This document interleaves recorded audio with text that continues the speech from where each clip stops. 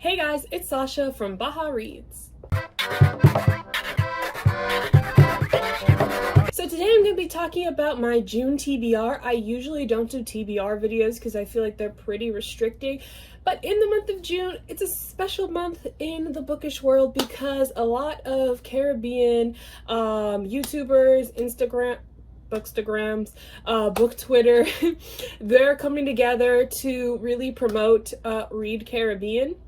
And I'm also going to be participating in Carabathon this month, so this is a TBR for that as well, because these are like the only books I'm planning to read in June, and if I kind of finish them beforehand, I'm not exactly sure what I'm gonna do, so we'll see about that. So I'm just gonna run through the books real quick. So the first book I have is A Walk Through Kemp Road, A Community by Philippa Taylor.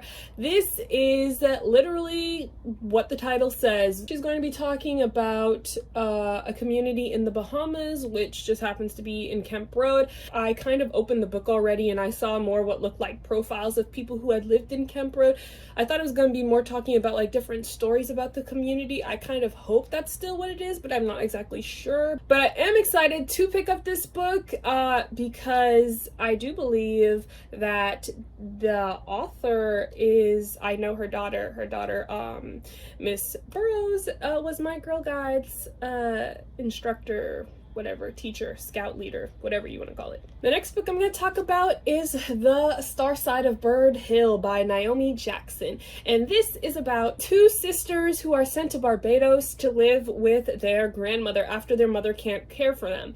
I believe their grandmother is the obeah woman in the area, so one of the granddaughters kind of follows along that path, and the other one I think is more moody and kind of rejects where she is right now. But this is a coming of age novel following the two sisters and their lives after they move from Brooklyn to Barbados. Next we have In the Time of the Butterflies by Julia Alvarez. This is taking place in the Dominican Republic. It follows the lives of four sisters as they combat the dictatorship of General Rafael Leandros Trujillo,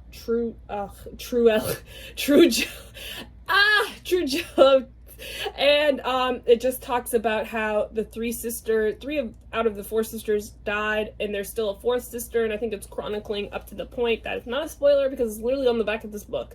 It's just chronicling up until that point and their lives, and I think how they were combating against his dictatorship and being very vocal about obviously what he's doing wrong because it's a dictatorship. Next we have Sugar Money by Jane Harris. This is about two brothers who are enslaved. It takes place on the island of Grenada and Martinique, but I think it's mostly on Grenada, and it's talking about the two enslaved brothers. They are sent by their masters, who are some French monks, to kind of try to coerce the rest of the slaves on the island, I think of Grenada, to follow them to escape British rule, and that is what Sugar Money is about. Next we have Breath, Eyes, Memory by Edwidge Danicat.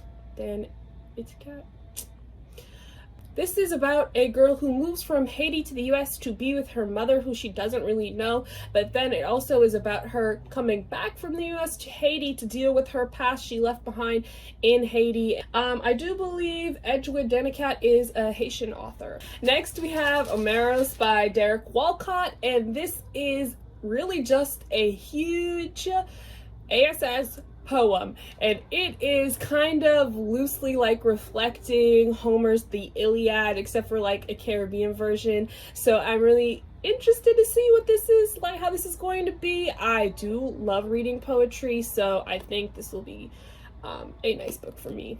Next we have A Small Place by Jamaica Kinnaid, and this is about, it's basically an essay on Antigua.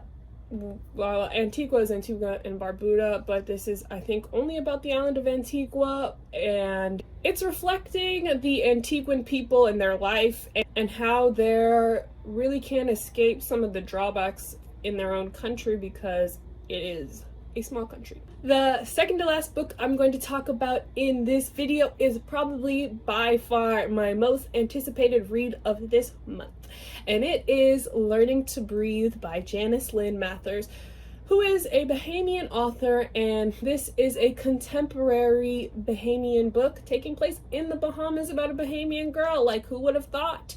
I certainly didn't even know this existed until quite recently. This has been the first book that I'm ever picking up that's just a contemporary piece that features Bahamian characters. This book is about a girl named Indy and how she is sent from the family islands to live with her aunt on the main island, New Providence, or Nassau as most people refer to it. And while she's living in Nassau, some things happen and she ends up pregnant, and it's just about her finding a safe place where she feels safe. The last book I'm going to be talking about is Queenie by Candace Carty Williams. So Queenie is about this woman named Queenie who's a Jamaican British woman who's kind of straddling her two cultures. I think she might have been born in the UK or perhaps brought there when she was young, and just like her life and how she navigates like really finding out who she is and like just finding her place in between the two cultures. Anyway, that's all for now. I will catch y'all later. Don't forget, you're special. God loves you very much. Bye.